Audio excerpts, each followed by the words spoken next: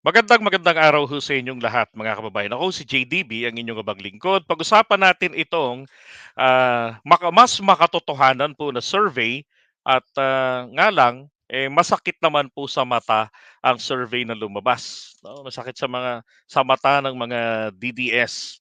Yung mga ayaw nila na alam niyo yun, yung merong may mabuting nangyayari, ayaw nila yon. Ah. Ngayon, ito po yung survey. Hindi ba't yung mga nakaraang survey, ito sa RPMD. Oo.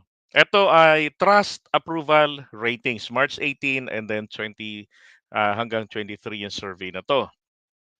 At ang Boses ng Bayan. At matindi ho ang kanyang respondents ay 10,000 adult. Yan. At merong margin of error na plus minus 1%. Kung anong ibig sabihin nun, di ko po alam. Hindi ako statistician. Pero nakakatuwa po dito, sabi ko nga mas realistic kasi sinasabi nila, bagsak, sumadsad, mga ganyan-ganyan, 'di ba? Pilit kasi nilang sinasakyan, yung mga pinagagawang paninira kay PBBM. Like yung, pinaggagawa ni dating Pangulong Duterte hanggang nung February, 'di ba? February 25. Tapos ang pinakamatindi doon, yung, paghihiwalay ng Mindanao. So ang ginawa nila para to justify, 'di ba Sir Carlos Maglasang, to justify ay ginawa nila sa survey na bumaba ng kung ilang porsyento ang stat ni PBBM sa Mindanao. Anak ng baka. Tapos bidang-bida si Sara, 'di ba? Kung alin pa yung merong ginagawa, kung alin pa yung nakakagalaw talaga na maimpluwensyahan o malaro ang inflation rate natin, 'di ba? Ang unemployment rate natin napababa. Ibig sabihin mas maraming nagkatrabaho tapos ang sipag na i-promote ang Pilipinas. Aba, siya pa yung bumagsak ranking. Tapos etong walang walang mandato, 'di ba? Ay nako. Okay lang sana sa akin kung kung yung sila Mig Subiri yung bumagsak, okay yun Tamad kasi sila 'Di ba? 'Pag mga power trippers, yung mga kasama niya wala na siyang magawa.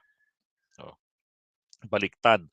Ngayon, ah, eto naman pong kay Martin Romualdez, tignan niyo naman, 'di ba? Bagay naman po yun, kaya sabi ko mas makatotohanan ito. Kasi, tignan niyo yung trust and approval 75-72, tama naman, 'di ba? Kasi ang Kongreso po natin, 100% po ay tapos na nila yung hinihingi ng presidente sa kanilang LEDAC. Ito yung pagpupulong ng executive department at saka ng legislative. Kasama yung senado, yung mga senador o representatives ng Senado at saka etong Kongreso. So may hinihingi ang presidente, this is my program and I want this to be done in no time. I need a law. Etong dalawang kapulungan, sige, Jack and Poy tayo kung sino mauuna. Ganon. So si Congress, madalas po, nauuna pa sila sa hihilingin ng presidente sa LEDAC. No, mahusay.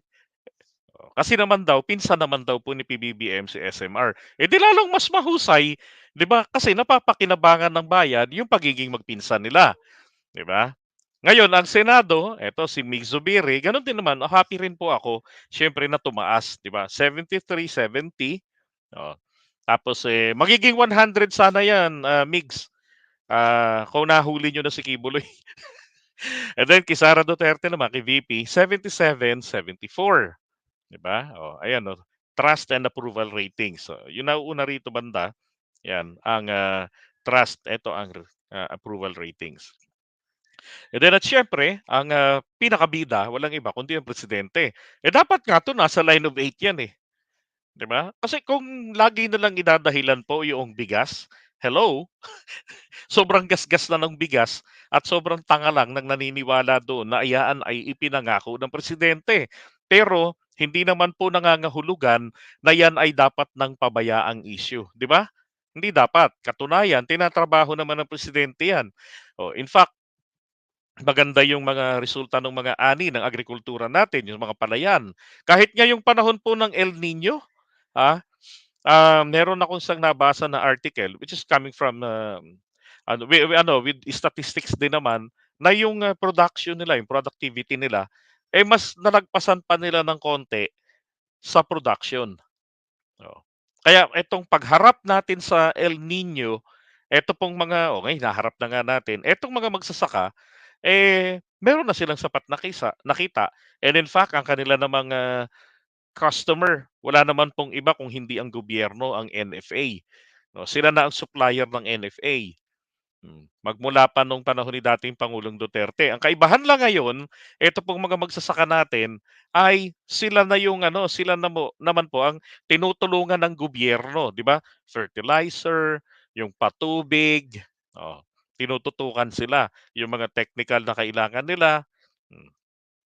Noong nakaraan, naasa kasi tayo noon sa importation. Kulang yung production ng mga local rice farmers natin, then yung, kakulangan, kukunin na ngayon nila ron sa importation, sa imported.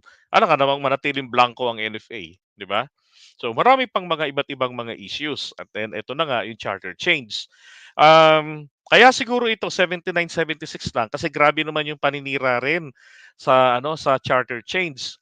And why they can't separate the People's Initiative from the, 2 RVH, 'di ba? Yung, hiningi mismo ng presidente natin. But I recognize na itong People's Initiative, dahil nga po sa tindi ng takot nila, napilitan talagang gumalaw ang Senate, 'di ba? And then ang House of Representatives, they're already done with the RBH 7.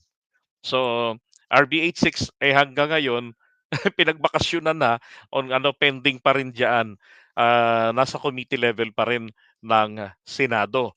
And then meron po tayong isang, loko-lokong, senador, si I guess that's, Gatchalian ba 'yun? Ah, Ayaw o si Villanueva, nalilito ako sa kanilang dalawa, Ayaw niya na sabi nga niya, "Oh, nakita niyo naman 88%." Ibig sabihin nito, hindi natin kailangang madaliin. Loko-loko rin, 'no? Kasi daw, 'yun ang pagbabasihan, 'yun daw yung damdamin ng taong bayan. Hello, ang in-interview po doon wala pang 1,500, eto naman po, 10,000 ang in-interview dito. Hmm, 'Di ba? Mas mainam ito. Oh, tama, 'di ba? Pati mga binhi, pero yeah, pati mga binhi nga binibigay ng gobyerno. Hmm, okey?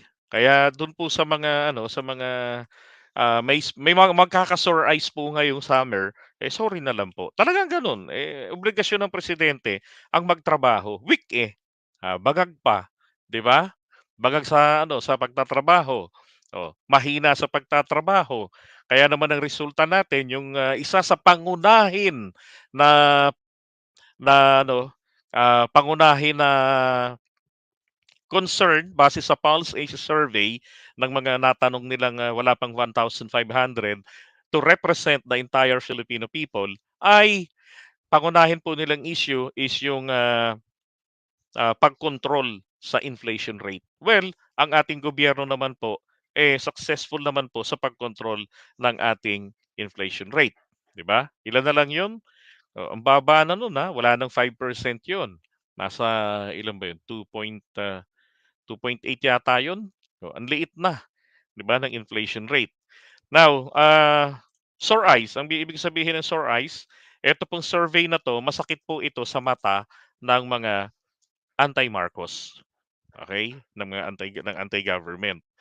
Masama sa paningin nila 'yan. Kasi ang gusto nila, dapat nga 0% ang trust and approval rating ng ating presidente at ng kanyang pinsan na si, Martin Romualdez.